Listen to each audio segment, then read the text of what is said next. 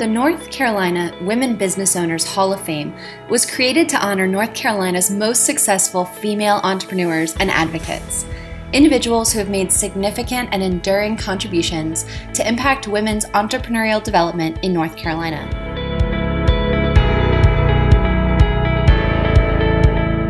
FABI PRESLAR moved to Charlotte by herself at age 17. With no money, no car, no family support, she knew no one. Working 3 jobs, she put herself through school and earned a degree in commercial art, and also soon earned her U.S. citizenship.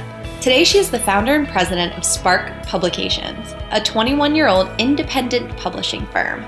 She and her team help entrepreneurs, associations, and corporate leaders empower their brand communications to influence their stakeholders. Custom magazines, catalogs, and books created with print, digital, and interactive solutions are the tools of their trade. The firm has won over 200 industry awards, and FABI has been celebrated with numerous awards for her creativity and business savvy from prestigious organizations such as NABO, WBENC, CPCC, the Stevie Awards, and Enterprising Women magazine. FABI contributes a great deal of her time as a mentor and guide to women business owners. She is also the publisher of B2B Tribe, a magazine for business owners, and she has authored 2 books, On Heaven's Couch and Fabulous F-Words of Business Ownership. She works full-time with her husband of 33 years and their daughter as part of her talented team of sparklers.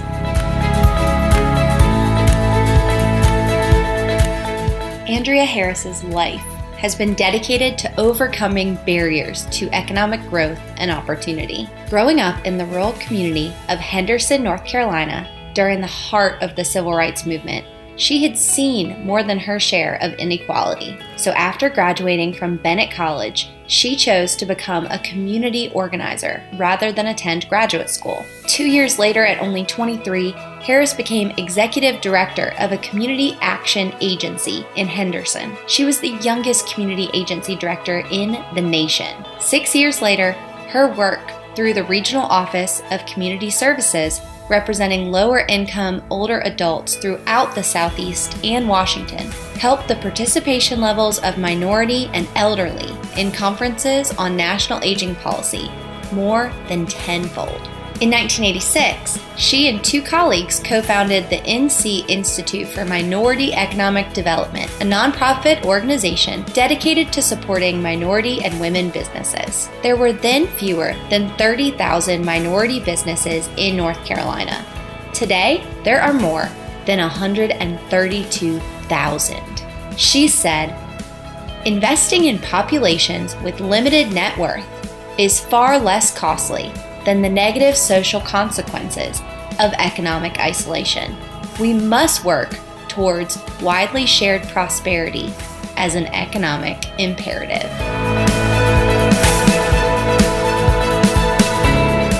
Cindy ECKERT has defied convention in her industry, companies, and outcomes. Her work today in the pink ceiling continues to break barriers by investing in and mentoring other women. She's on a mission to make women really rich.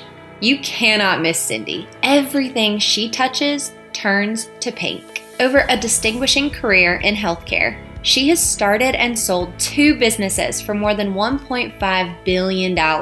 Slate Pharmaceuticals, redefining long-acting testosterone for men, and Sprout Pharmaceuticals, which developed the first FDA-approved drug for low sexual desire in women, dubbed Female Viagra by the media. Cindy launched the Pink Ceiling in order to improve access to capital for female-led startups. She said, "The injustice I'm fighting with the Pink Ceiling is not only women's limited access to capital, but also their limited access to mentors." ECKERT works with a team of women to determine which female-led companies will be the recipients of venture capital funding. She is most proud of helping others take command.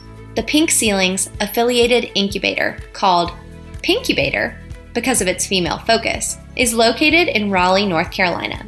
The Pinkubator was established to provide female-focused entrepreneurs with direct access to mentors, investment opportunities, and business development guidance.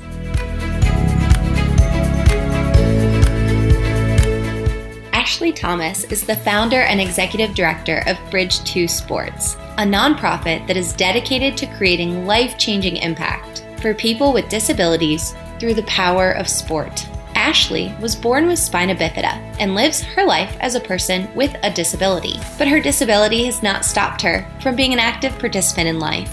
She believes that sports and physical activity are the keys to living successfully and healthfully when one has the gift of a disability. The challenge builds character and endurance that makes you a formidable competitor. When individuals and communities open doors to adapted recreation and sports for people with disabilities, they are given the gift of access. One example is that in 2015, Ashley advocated successfully to get legislation passed and funded to implement an inclusive play program in North Carolina public schools called Everybody Plays NC, where all children play the adapted version of the sport. Bridge 2 Sports is 11 years strong, honored as a gold-level Paralympic Sport Club, providing year-round programming in 10 different sports. This incredible organization works with many North Carolina colleges, corporations, and statewide groups, which hold countless community events annually to challenge perceptions of disability and to raise awareness.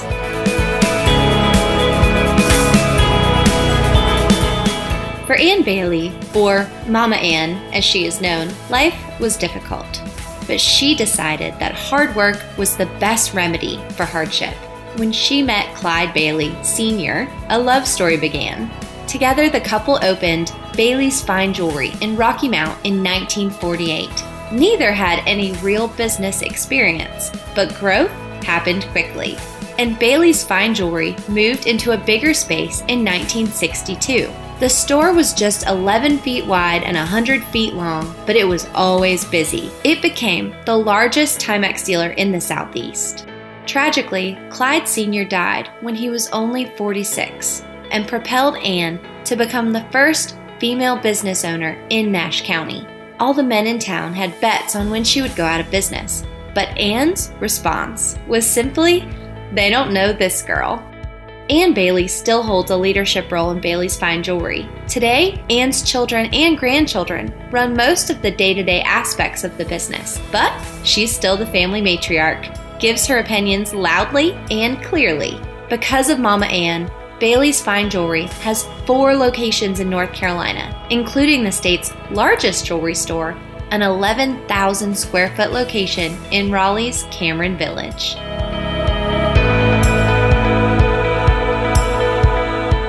Raleigh Mayor Nancy McFarland was first elected to Raleigh City Council in 2007 and served 2 terms before being elected mayor in 2011. She is currently serving her 4th term as mayor and is only the 2nd woman to serve as mayor of Raleigh in the city's history. As a public servant, she has a reputation for advocating for the community, whether that was improving the public schools, protecting neighborhoods and the environment, or supporting public transportation and the expansion of transit options. And as a top-tier American city, Raleigh frequently receives accolades and is ranked at the top of best of lists.